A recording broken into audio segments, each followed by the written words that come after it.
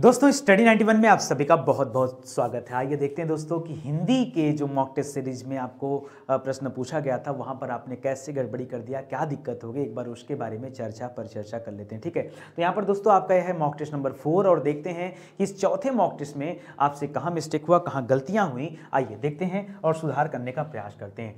पहला प्रश्न था दोस्तों कि मेरी जीवन यात्रा ये किसकी आत्मकथा है। ध्यान से सोचिए, समझिए और इसका उत्तर दीजिए। बहुत आसान सवाल था, पता नहीं क्यों आप लोग ऐसे सवालों में भी गलती कर बैठे हैं। ठीक है, मेरी जीवन यात्रा ये किसकी जो है आत्मकथा है। याद रखेगा आत्मकथा और जीवनी याद रखेगा, ये दो चीजें होती हैं। एक होता है आत्मकथा और एक होता है जीवनी। ठीक है, ये दोनों दो बातें होती है। ठीक है, आत्मकथा और जीवनी ये दोनों दो बातें होती हैं। आत्मकथा व्यक्ति स्वयं से तैयार करता है, स्वयं लिखता है, और जीवनी याद रखेगा किसी अन्य व्यक्ति के जीवन के ऊपर लिखी गई किताब होती है। अन्य व्यक्ति के जीवन के ऊपर लिखी गई किताब ये जीवनी कहलाती है। ठीक है, तो ये आत्मकथा है मेरी जीवन यात्रा, और ये आत्मकथा किसके बारे में है दोस्तों, ये राहुल सांस्कृत्यायन द्वारा लिखी गई है। और राहुल सांस्कृत्यायन को याद रखेगा घुमक्कड़ी के नाम से जाना जाता है। ठीक है, घुमक्कड़ी क्यों कहा जाता है दोस्तों घुमक्कड़ी, क्योंकि इनके जीवन का बहुत सारा समय घूमने टहलने में बीत गया। ठीक है, घुमक्कड़ी जीवन जिया करते थे। जैसे कबीरदास जी की भाषा को सधुक्कड़ी भाषा कहा जाता है। ठीक है, उसी तरह से इनके जीवन को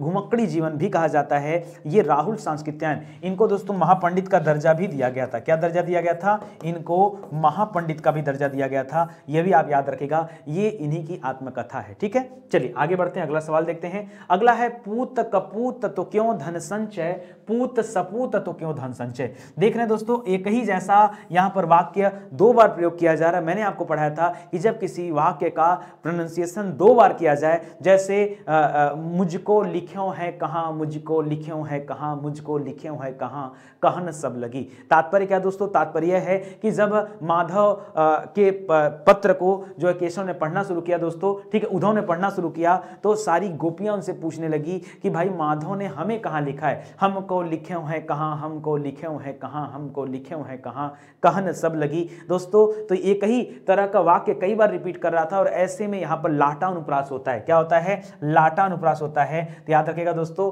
मैंने सिखाया था आपको कि कैसे व्यक्ति लोटा लेकर के क्या करेगा, दूर दूर जाएगा, बार बार जाएगा। तो पूत कपूत, यानी जब पुत्र क्या है, कपूत है, ठीक है, तो क्यों धन संचय, तो फिर हम धन का संचय व्यर्थ में क्यों करें। और पूत सपूत तो धन क्यों संचय, यानी अगर सपूत पुत्र है तो हम क्यों धन संचय करें, ऐसा यहां पर लिखा है। यहां लाटा अनुप्रास हो जाएगा। ठीक है, आगे बढ़िए दोस्तों। वही मनुष्य है जो मनुष्य के लिए मरे। ठीक है, बहुत शानदार सा सवाल है। यहां पर मनुष्य का तात्पर्य अलग नहीं है, ये दोनों मनुष्य का तात्पर्य दोस्तों आदमी से ही है।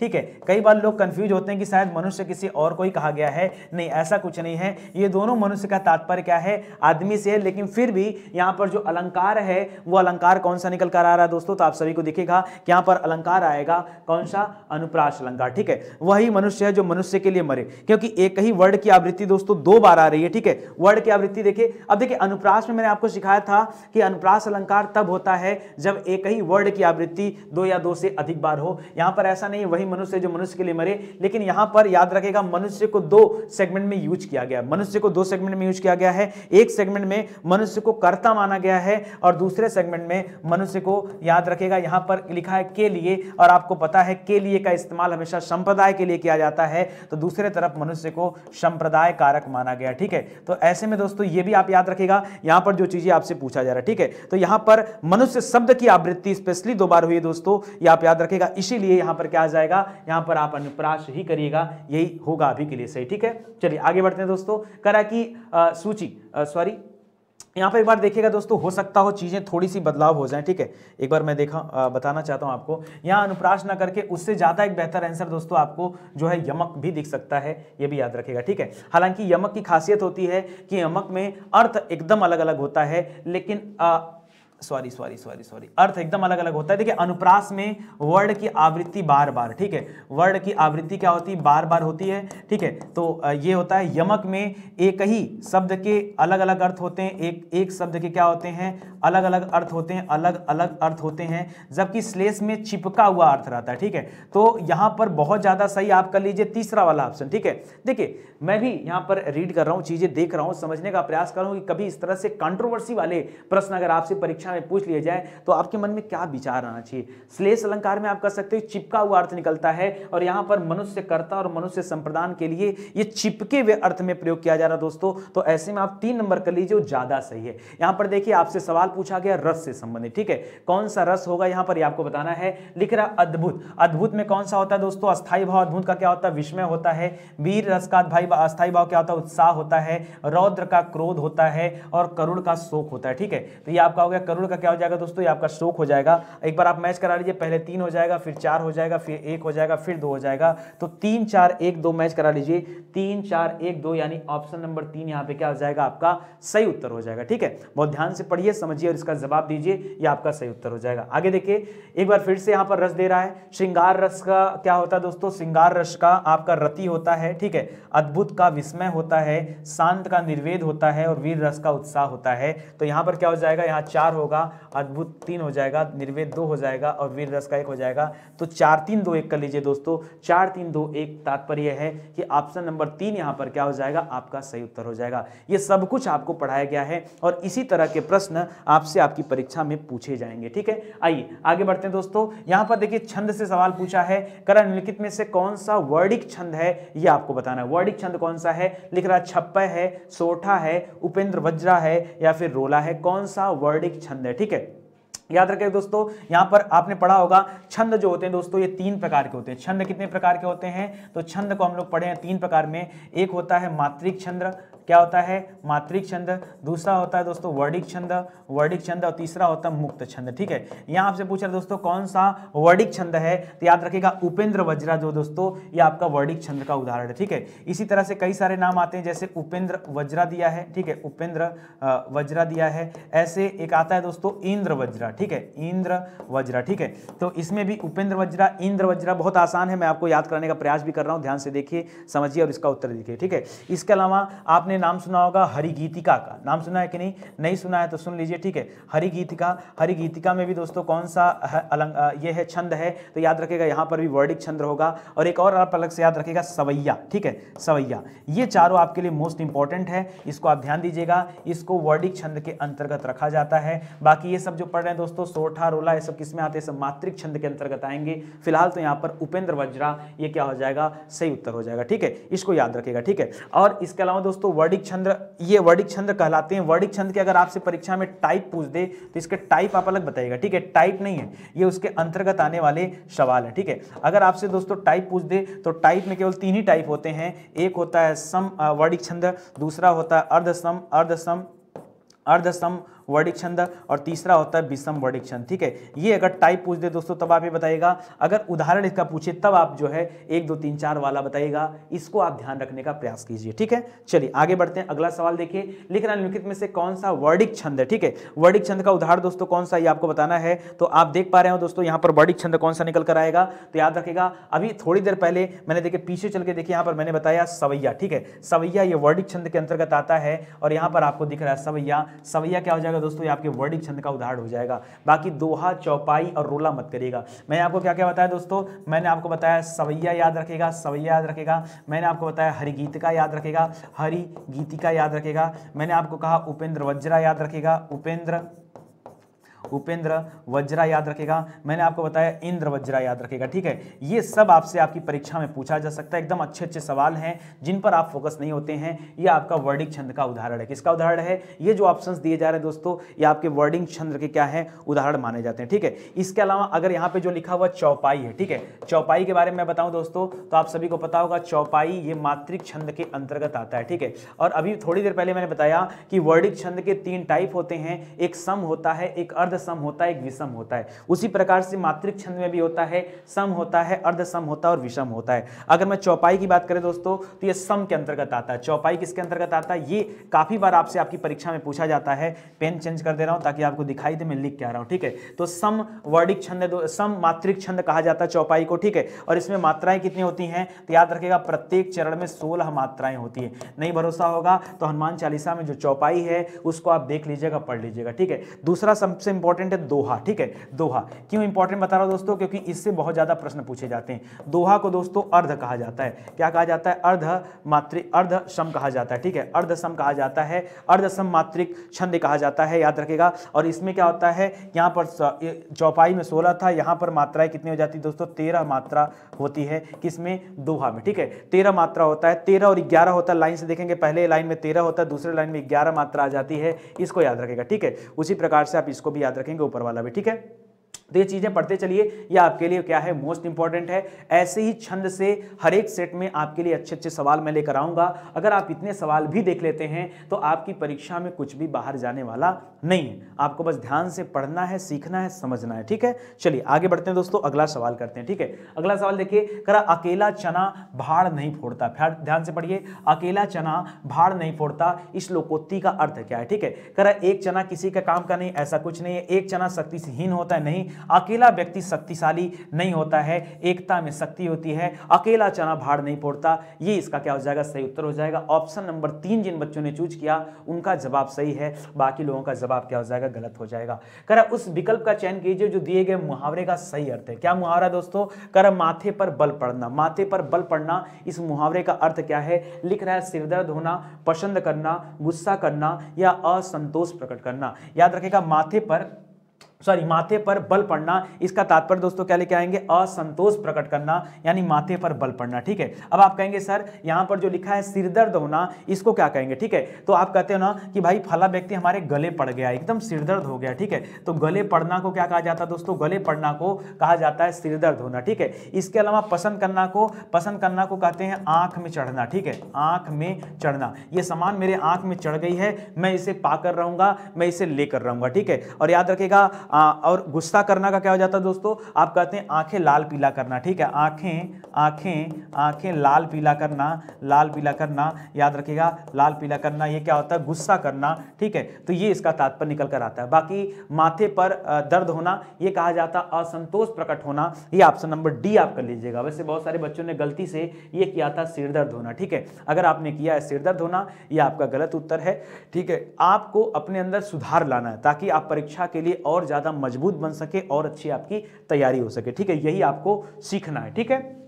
चलिए आगे बढ़ते हैं दोस्तों। करा उचित और शुद्ध वाक्य का पहचान करिए। कौन सा वाक्य उचित है और शुद्ध है वो बताइए। लड़कियां होता नहीं है, लड़कियां आपका गलत लिखा दोस्तों, लड़कियों गलत लिखा है। देखिए अगर आप देखिए ना, लड़की में हमेशा मात्रा बड़ा होता है। जब इसका आप बहुवचन करेंगे तो मैंने आपको सिखाया है कि बहुवचन करते समय मात्रा यहाँ छोटा आ जाएगा और यहाँ लड़की का लड़कियां हो जाएगा। तो आप लड़कियों मत करिए दोस्तों। लड़कियां सेब खा रही हैं, लड़की सेब खा रही है नहीं, ठीक है। तो लड़की यहाँ तो एक वचन हो जाएगा, आपसे बहुवचन बोलना चाहिए, तो यहाँ पर आप कर लीजिए। ऑप्शन नंबर 3 यहां पर क्या हो जाएगा? आपका सही उत्तर हो जाएगा। आगे देखिए, करण निम्नलिखित वाक्यों में से कौन सा वाक्य शुद्ध है? जो शुद्ध वाक्य उसके बारे में बताइए। करण निरपराधी को दंड देना उचित नहीं है, न्यायालय ने उसको निर्दोषी ठहराया। देखिए निर्दोषी ठहराया गलत लिखा है, न्यायालय ने उसको निर्दोष ठहराया ये लिखना चाहिए था, तो इस वजह से गलत हो गया। न्यायालय ने उसको निर्दोष बनाया नहीं दोस्तों, निर्दोष ठहराया ये कहना चाहिए था, ये आपका यहाँ गलत लिखा है, ठीक है। आगे लिख रहा न्यायालय ने उसको अपराधी लगाया, अपराधी लगाया दोस्तों, ये भी आपका गलत है।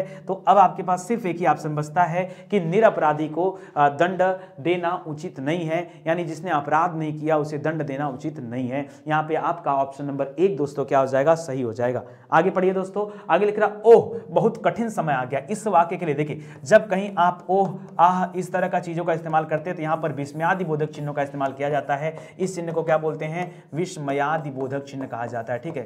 विस्मयादि बोधक चिन्ह का नाम दिया जाता है, इसे आप याद रखेगा, ठीक है। तो याद रखेगा, ये आपका विस्मयादि बोधक हो गया। ये जो चिन्ह दे रहा दोस्तों, ये आपका योजक चिन्ह है। जैसे आप लिखते हो कभी दिन रात, ठीक है, दो दिन के बाद रात ऐसे लिखते हो, ये होता है योजक चिन्ह। ये आपका प्रश्नवाचक चिन्ह है, ये आपका प्रश्नवाचक चिन्ह है, ठीक है, ये आप सभी जानते हैं। और ये आपका कॉमा है जिसको अल्प विराम अर्ध विराम कहते हैं, ठीक है, या विराम चिन्ह अर्ध विराम कहते हैं, ठीक है। तो इसको याद रखेगा दोस्तों, ये आपका ये हो जाएगा, ठीक है। चलिए आगे बढ़ते हैं दोस्तों। लिख रहा आपने बुलाया होगा तो हम अवश्य आते। आपने बुलाया होगा नहीं, आपने बुलाया होता, आपने बुलाया होता, थोड़ा सा सही कर लीजिए, मिसप्रिंट है। आपने बुलाया होता तो हम अवश्य आते दोस्तों, ये किस प्रकार का वाक्य है? तो देखिए यहाँ पर संकेत दिया जा रहा है कि अगर आपने बुलाया होता तो हम अवश्य आते। यहाँ पर संदेह नहीं है। बहुत सारे बच्चों ने संदेह कर दिया, यार संदेह किस बात का? यहाँ इशारा किया जा जा रहा है कि भाई आप बुलाते तो हम अवश्य आते, सर आप कहते तो आपके वीडियो को हम लाइक जरूर करते हैं, ठीक है। तो यहां पर ऐसा सेंटेंस बन रहा है, ठीक है। यहां पर संकेतवाचक होगा, संदेहवाचक तब होगा दोस्तों जब जैसे आपने कहा कि शायद आज बरसात होगी, ठीक है, शायद आज बरसात होगी, ठीक है, बरसात होगी। जब आप ऐसा कहते तब यहाँ पे क्या होता, तब आता कि शायद यानी संदेह है, ठीक है, शायद मैं जरूर आता, ठीक है। तो शायद वर्ड जब लगता तब आपका संदेह होता। और इच्छावाचक कब होता दोस्तों, जैसे भगवान करे आप सभी का सिलेक्शन हो जाए, भगवान करे आप देश का नाम रोशन करें, भगवान करे आप खूब पैसे कमाएं, ठीक है। तो याद रखिए इच्छार्थक हो गया। आज्ञावाचक क्या है दोस्तों, आप सभी को मन से पढ़ाई करनी चाहिए, ठीक है, ये क्या है, आज्ञावाचक है। आप सभी को पढ़ना चाहिए, आप सभी को टाइम टू टाइम टेस्ट देना चाहिए, आप सभी को पढ़ाई के लिए मेहनत करनी चाहिए। ये क्या है, ये सब आज्ञावाचक है, ये आपको दिया बताया जा रहा है, ठीक है। तो इसलिए याद रखें दोस्तों यहां पर संकेतवाचक वाक्य हो जाएगा। फिर से मैं समझा रहा हूं, जो बच्चे केवल संधि अलंकार रस छंद पढ़ने में लगे हैं उससे काम नहीं चलेगा, आपको पूरी हिंदी पढ़नी पड़ेगी और पूरी हिंदी में हर एक टॉपिक पर ध्यान देना पड़ेगा। बहुत सारे लोग हैं जो इस तरह के टॉपिक पर यानी वाक्य के भेद, वाक्य के प्रकार, इन सभी बातों को छोड़ देते हैं और परीक्षा में प्रश्न गलत करके आते हैं, और ये आपको कतई नहीं करना। आपको मेहनत से चीजें पढ़ना है, देखना है, ठीक है। समझ में आ रहा ना। चलो आगे बढ़ते हैं दोस्तों, अगला सवाल करते हैं। लिख रहा बेशक में कौन सा समास है, ठीक है। अब देखिए जो बेशक शब्द है, जैसे बेदर्दी से प्यार का, तो बे से बन गया बेदर्द, बे से बन गया बेशक, बे से बन गया बेरहम, बे से बन गया बेशरम, ठीक है, बे से बन गया बेहया। तो याद रखिए इस तरह जो बे से बहुत सारे शब्द बन सकते हैं, तो ये क्या हो जाएगा दोस्तों, ये आपका आ जाएगा अव्ययी भाव समास, ठीक है, अव्ययी भाव समास आ जाएगा। बाकी कर्मधारय वहां होता है जहां पर आप किसी प्रकृति का या किसी चीज की क्या करते हैं, बहुत बड़ाई करते हैं। जैसे मैंने कर दिया नीलांबर, ठीक है, जैसे मैंने कर दिया नील गगन, ठीक है, गगन चुंबी, ये सब होता है, इसके अंतर्गत आता है। और द्विगु में क्या होता है, पहला पद संख्यावाची होता है, ठीक है, पहला जैसे चौराहा हो गया, नवरत्न हो गया, ठीक है, ये ठीक है, तिराहा हो गया, सप्ताह हो गया, ठीक है, शताब्दी हो गया, सब आपके द्विगु समास हैं। और द्वंद्व समास में लाभ हानि, दिन रात, माता पिता, भाई बहन, सुख दुख, पाप पुण्य, सत्य असत्य, ठीक है, ये सब आ जाता है आपके द्वंद्व समास के अंतर्गत, ये सभी आप जानते हैं। आगे बढ़ते हैं, कह रहा यथा संभव में कौन सा समास है। अब देखिए जहां यहां पर जो यथा लगाया, यथा से कई सारी चीजें बन सकती हैं। यथा संभव हो गया,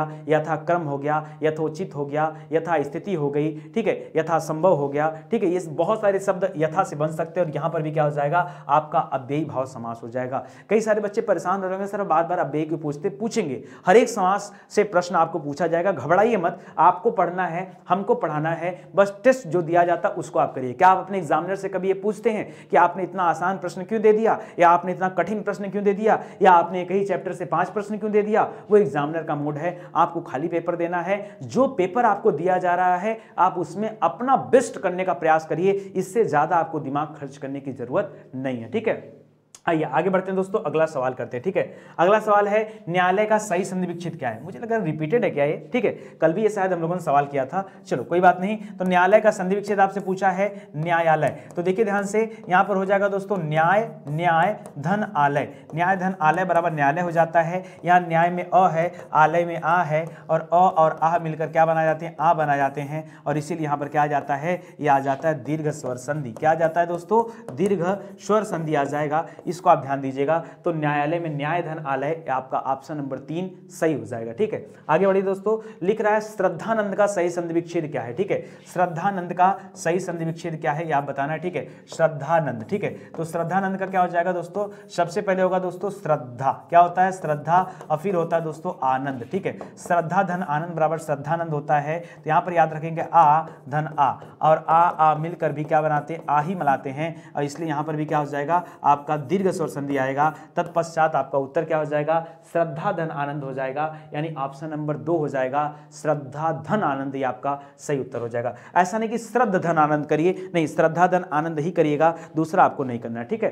चलिए आगे बढ़ते हैं दोस्तों, करा सुहावना, लिखाई और छलिया में निहित प्रत्यय क्या है। देखिए मैंने आपको बताया प्रत्यय हमेशा कहां लगते हैं दोस्तों, ये किसी शब्द के अंत में लगते हैं, जबकि जो उपसर्ग होते हैं दोस्तों ये हमेशा प्रारंभ में लगते हैं। उपसर्ग कहां लगते हैं, प्रारंभ। आपसे अंत वाला पूछा है, जैसे मैंने लिख दिया दोस्तों सुहावना, क्या लिख दिया, मैंने लिख दिया सुहावना, तो सुहावना में कौन सा प्रत्यय है, सुहावना में आवना प्रत्यय आएगा, ठीक है। इसी तरह से हमने लिख दिया लिखाई, क्या लिख दिया दोस्तों, लिखाई लिख दिया, तो लिखाई में क्या हो जाएगा दोस्तों, लिखाई में लिख से लिखाई बना है आई प्रत्यय हो जाएगा, ठीक है। इसी तरह छलिया में याद रखिएगा क्या बन जाएगा, छल से छल में या लगाते हैं छलिया हो जाएगा, तो यहाँ पर ईया प्रत्यय हो जाएगा। यह आ गया आपका आवना आई और ईया, ठीक है।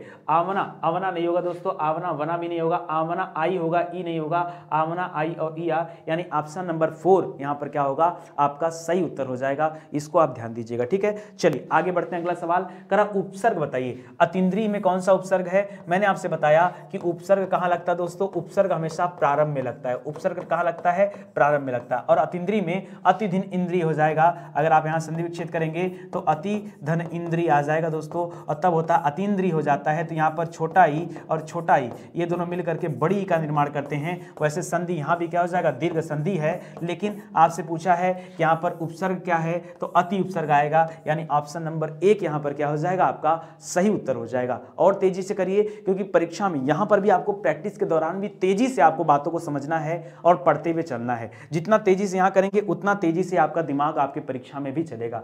मंदिर में जाने के बाद मन को शांति मिली है, मंदिर में जाने के बाद मन को शांति मिली, दिए गए वाक्य में पहचानिए कि क्या है, सामान्य भूतकाल है। देखिए जब मिली है तो भूतकाल तो हो नहीं सकता, भूतकाल हो नहीं सकता।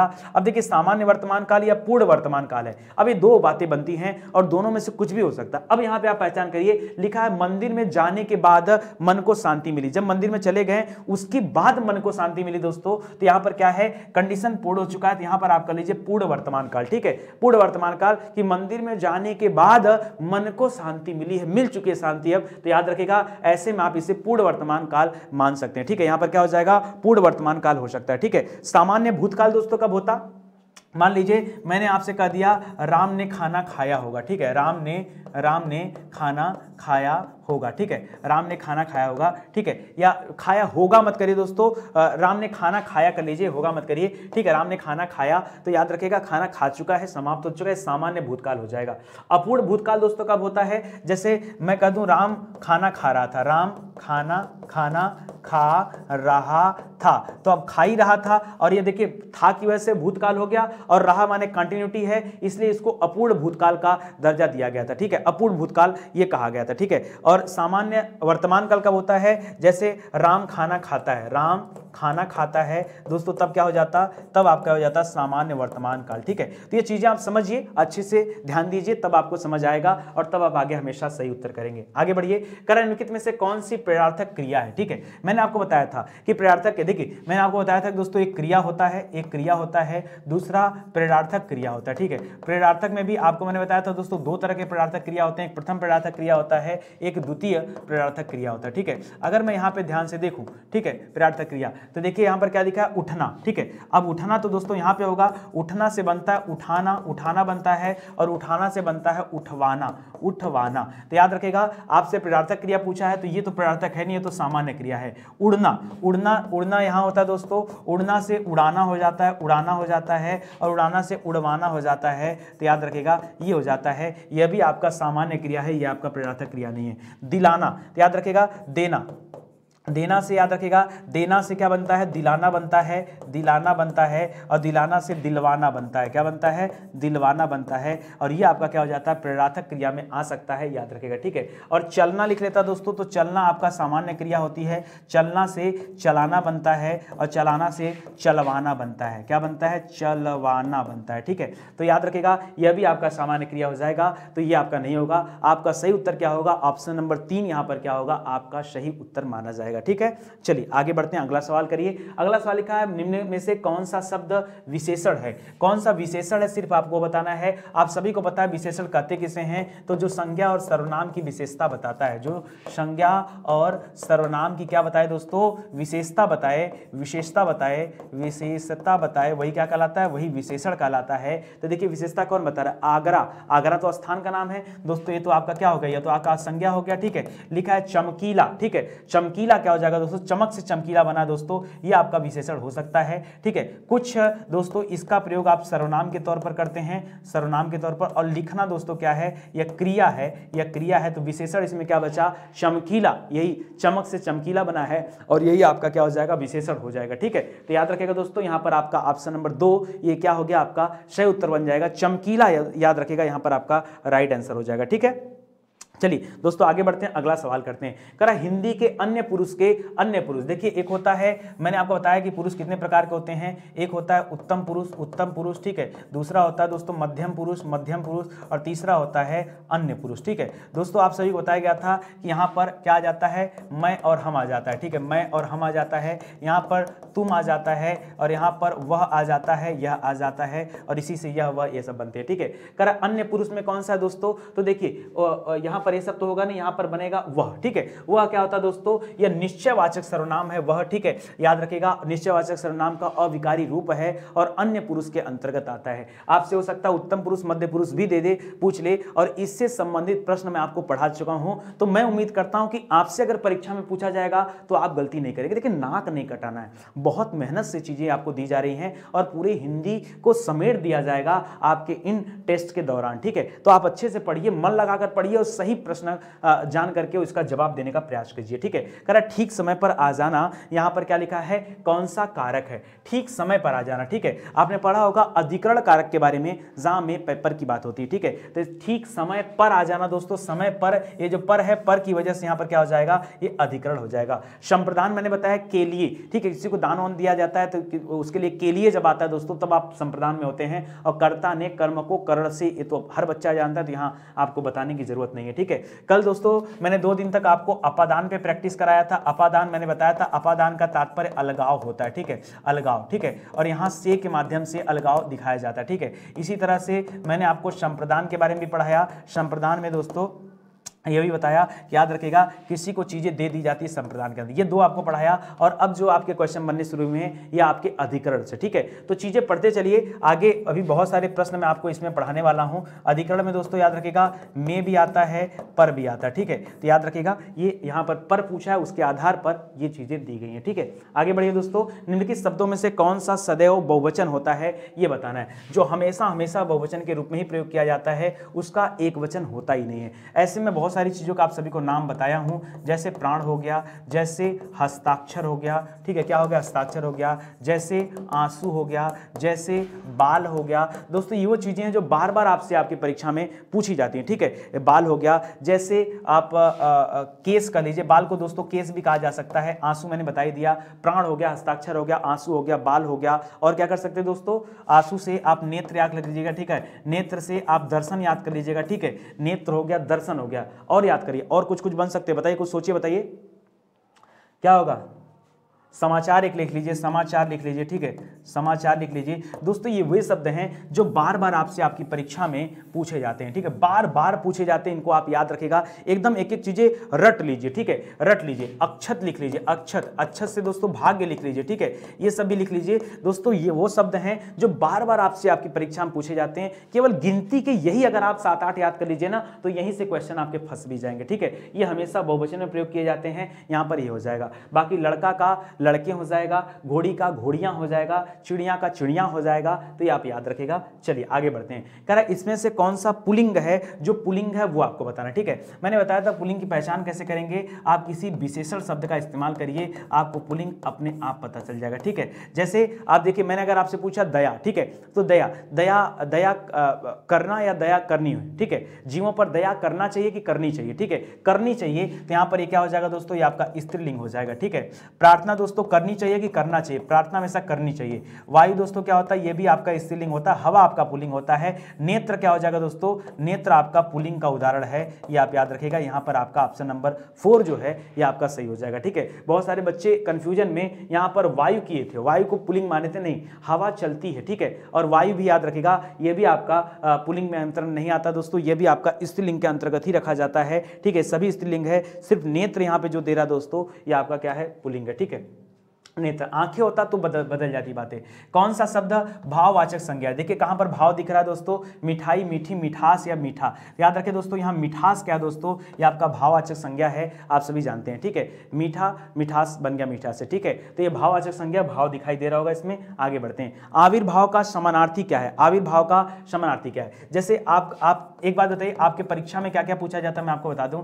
एक पूछता विलोम, तो आविर्भाव का विलोम क्या होता है दोस्तों? अगर आपसे विलोम पूछे तो बताइएगा आविर्भाव का विलोम होता है तिरोभाव। क्या होता है दोस्तों? तिरोभाव, यानी किसी की निंदा करना। आविर्भाव माने होता है उत्पत्ति। आविर्भाव का समानार्थी क्या क्या होता है दोस्तों? आविर्भाव को आप बोल सकते उत्पत्ति बोल सकते हैं, आविर्भाव को आप प्रादुर्भाव भी बोल सकते हैं, ठीक है। तो याद रखिएगा अवतरण बोल सकते हैं, अवतरण भी इसको कहा जा सकता है, अवतरण, ठीक है।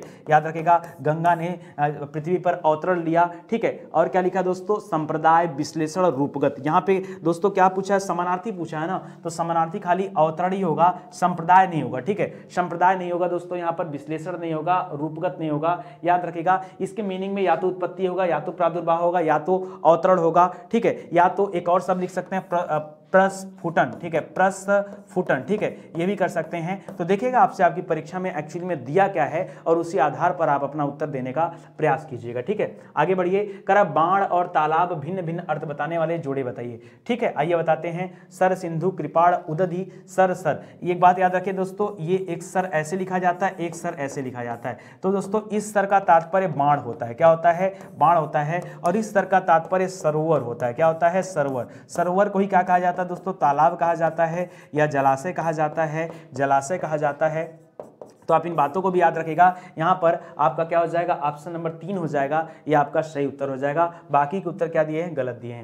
निम्नलिखित में से कौन सा गौ का अर्थ नहीं है? गो का अर्थ नहीं है दोस्तों, कौन सा, ये आपको बताना, ठीक है। देखिए गो कहा किसी का जाता है, अगर गो की बात करें दोस्तों तो गो पहली बात कहा जाता है गाय को, ठीक है। गो कहा जाता है दोस्तों नदी को, ठीक है। गो कहा जाता है दोस्तों इंद्रिय को, किसको कहा जाता है? इंद्रिया गोचर होती है ना, तो याद रखिएगा गो। लेकिन याद रखिएगा यहाँ पर गज को नहीं कहा जाता है। गज माने क्या होता है दोस्तों? गज माने हाथी होता है। गज माने क्या होता है? हाथी होता है। गज को गो नहीं कहा जाता, गो कहा जाता है गाय को, गो कहा जाता है नदी को, गो कहा जाता है इंद्री को, ठीक है। और किसे गो कहा जाता है? गो कहा जाता है स्वर्ग को, ठीक है, स्वर्ग को। गो कहा जाता है आंख को, किसको कहा जाता है? आंख को। ये भी आप याद रखिएगा, ठीक है। इन सभी को गो कहा जाता है। आपने देखा टोटल 5 चीजें जिसे आप गो कहते हैं, लेकिन यहां पर हाथी को गो नहीं कहा जाता। यही तो आपको ध्यान देना है, ठीक है। चलिए आगे बढ़ते हैं, अगला सवाल पढ़ते हैं।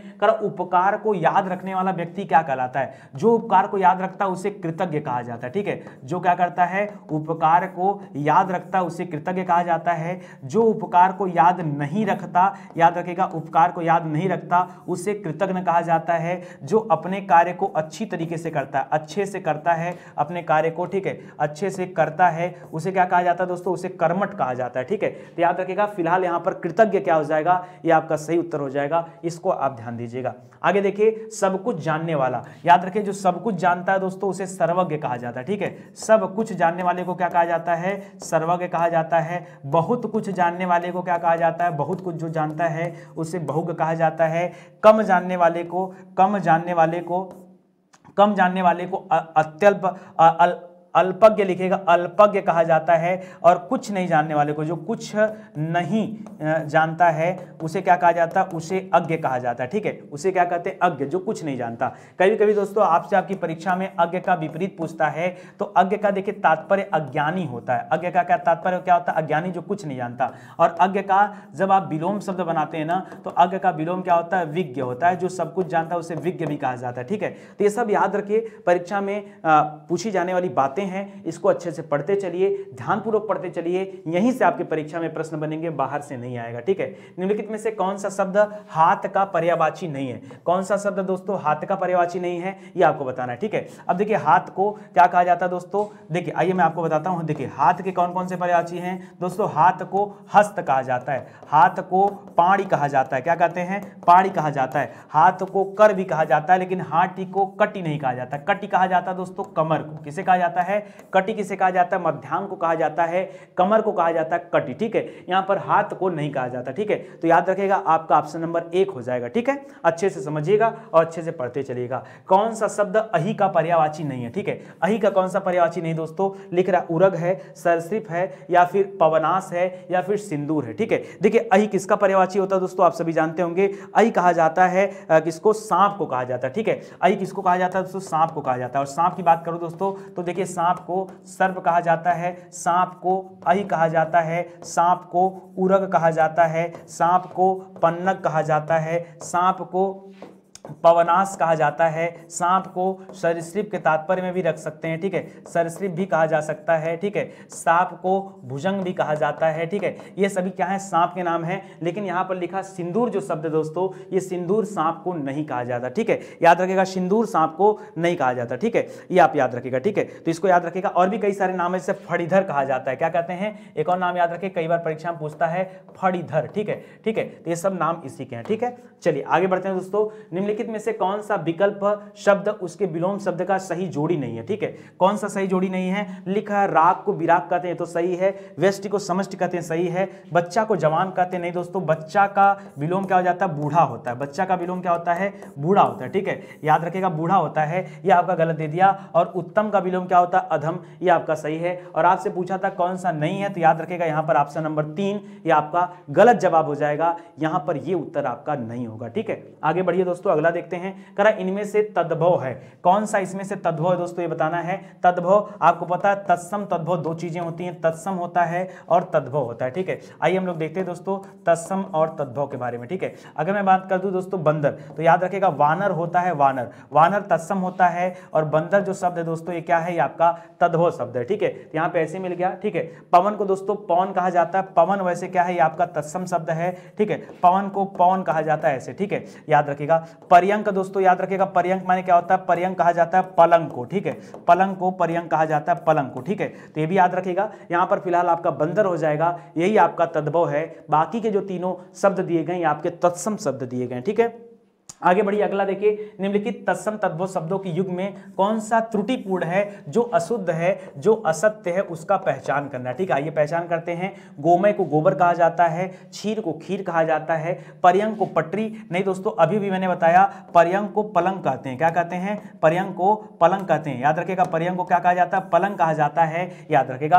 पटरी नहीं कहते। और सपत्नी को सौत कहा जाता है, याद रखिएगा। तो यहाँ पर आपका अशुद्ध क्या हो जाएगा या असत्य कौन सा हो जाएगा, आपका ऑप्शन नंबर 3 ये आपका असत्य हो जाएगा। आप देखिए आप में से जिन बच्चों ने टेस्ट दिया है उनका क्या स्कोर रहा है। आप अगर कहीं अपने आप को कमजोर पा रहे हैं तो क्यों कमजोर पा रहे हैं, उसको सुधारने का प्रयास करिए, ठीक है।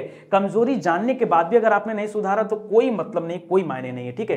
किस शब्द की वर्तनी दोस्तों अशुद्ध है वो आपको बताना है। कौन सा अशुद्ध है, निर्नुनासिक सही है, छिद्रान्वेषी दोस्तों ये आपका गलत लिखा हुआ छिद्रान्वेषी। मैं आपको बताना चाहूंगा कैसे लिखा जाता है छिद्रान्वेषी, ठीक है। देखिए छिद्रा में पहले छी लिखते हैं, फिर द्रा लिखते हैं, फिर न लिखते हैं, फिर छिद्रान्वे लिखते हैं, फिर सी में याद रखेगा खटकोड़ वाला सा आता है, ये आप ध्यान दीजिएगा। और गलती यहाँ पे क्या है दोस्तों, यहाँ पर बड़ा सा लिख दिया, यही क्या कर दिया, इसने गलत कर दिया, अन्यथा सही हो जाता। बाकी गत्यर्थ सही है, अंतस चेतना सही है, ठीक है। तो याद रखें दोस्तों ये आपका ऑप्शन नंबर 2 क्या हो जाएगा, गलत हो जाएगा। कई लोग गत्यर्थ को गलत में कैसे लिखते हैं ना, गंत्यर्थ लिखते हैं, क्या लिखते हैं, गंत्यर्थ लिखते हैं। याद रखें गंत्यर्थ गलत होता है, सही क्या होता है दोस्तों, सही होता है गत्यर्थ, क्या होता है, यही आपका क्या होता है, ये आपका सही होता है। ऐसे अंतस चेतना को खटकोड़ वाला सा लगा देते हैं, ठीक है, वो गलत है। अंतस चेतना नहीं, अंतस चेतना में हमेशा बड़ा सा आएगा, अंतधन चेतना बराबर अंतस चेतना होता है, और यहाँ बड़ा सा आएगा वो भी आधा, ठीक है।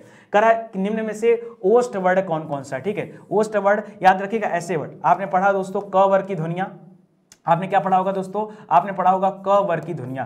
ये समस्त जो क वर्ग की ध्वनि होती है दोस्तों इसको कंठ ध्वनि कहा जाता है, ठीक है। जो च वर्ग की ध्वनि होती है दोस्तों इसको तालु ध्वनि कहा जाता है। जो ट वर्ग की ध्वनि होती है इसको मूर्धा ध्वनि कहा जाता है, क्या कहते हैं, मूर्धा ध्वनि कहा जाता है। जो त वर्ग की ध्वनि होती है दोस्तों इसको दंत ध्वनि कहा जाता है, क्या कहते हैं, दंत ध्वनि कहा जाता है। और जो प वर्ग की ध्वनि होती है दोस्तों उसको क्या कहते हैं, उसको ओष्ठ ध्वनिया कहा जाता है, ठीक है। तो यहाँ पे आप क्या हो जाएगा, आपसे पूछा ओष्ठ वर्ड, अच्छा यार ये तो कुछ और भी दे दे रहा है, ठीक है। अब आपसे दोस्तों स्वर व्यंजन में आ गया, चलो कोई बात नहीं। अब यहाँ पे कॉलम और आप कट कर लीजिए दोस्तों, यहाँ पर स्वर व्यंजन के हिसाब से आप देख लीजिए कि कौन सा किस में आता है, ठीक है। अगर मैं आ की बात करूं, ठीक है, आ की बात करूं दोस्तों, तो इसको क्या कहा जाता है, इसको कंठ स्वर में रखा जाता है, मतलब इसको कंठ ध्वनि के अंतर्गत रखा आ। इसके बाद दोस्तों अगर मैं ई की बात कर दूं, आ, फिर क्या आता है ई, इसको तालव्य में रखा जाता है, किसमें रखा जाता है, तालव्य मतलब तालु ध्वनि में रखा जाता है, ठीक है। फिर क्या आता है दोस्तों उ और ओ, ठीक है दोस्तों। इसको कहां रखा जाता है, इसको रखा जाता है आपका ओष्ठ ध्वनि में, किसमें रखा जाता है, ओष्ठ ध्वनि में, ठीक है। इसके अलावा दोस्तों जो री होता है दोस्तों, री होता है, इसको मूर्धा में रखा जाता है, ठीक है। तो इसको भी याद रखिएगा। इस प्रकार यहां पे क्या हो जाएगा, ये जो आपका लिख रहा है दोस्तों अ वाला तो कंठ हो जाएगा, आ वाला भी क्या हो जाएगा, कंठ हो जाएगा, ई वाला क्या हो जाएगा, तालु हो जाएगा, और ऊ क्या हो जाएगा दोस्तों, ये आपका ओष्ठ हो जाएगा। तो यही कर लीजिएगा। तो समस्त ओष्ठ ध्वनियां और जो प वर्ग की ध्वनियां होती हैं इनको भी ओष्ठ वर्ग की ध्वनियां कहा जाता है, इसको भी आप याद रखिएगा, ठीक है। चलिए आगे बढ़ते हैं। कह रहा बोली का क्षेत्र जब थोड़ा विकसित हो जाए, जब बोली क्या हो जाए, बोली का क्षेत्र जैसे अवधि बोली है, ठीक है, जब उसका क्षेत्र विकसित हो जाता है तो वो साहित्य की रचना होने लगती है उस भाषा में, तब उसे क्या कहा जाता है, याद रखिएगा। जब बोली विस्तृत हो जाता है तब उसे उपभाषा कहा जाता है। क्या कहा जाता है, जब बोली विकसित हो जाता है तब उसे उपभाषा कहा जाता है, और उपभाषा जब विकसित हो जाती तब उसे भाषा का दर्जा दिया जाता है। यहां पर क्या हो जाएगा, आपका ऑप्शन नंबर 2 ये आपका सही उत्तर हो जाएगा, ठीक है। उम्मीद करता हूं आपने को अच्छा लगा होगा। 40 प्रश्न दोस्तों मैं आप सभी के लिए लेकर आया था, आप लोग अपना मैच करा लिए। आगे दोस्तों आपको और भी जो वीडियोज होंगे वो दिए जाएंगे, आप उसके आधार पर अपनी तैयारी करिए। और देखिए ये सब पढ़ाने का मतलब है ना कि आप समझिए कि कहां पर गलती हो रही है आपसे, ठीक है, उन बातों को भी आप ध्यान दीजिए, ठीक है। चलिए मिलते हैं अगले लेक्चर में, तब तक के लिए धन्यवाद। जय हिंद, जय Bharat, thank you so much.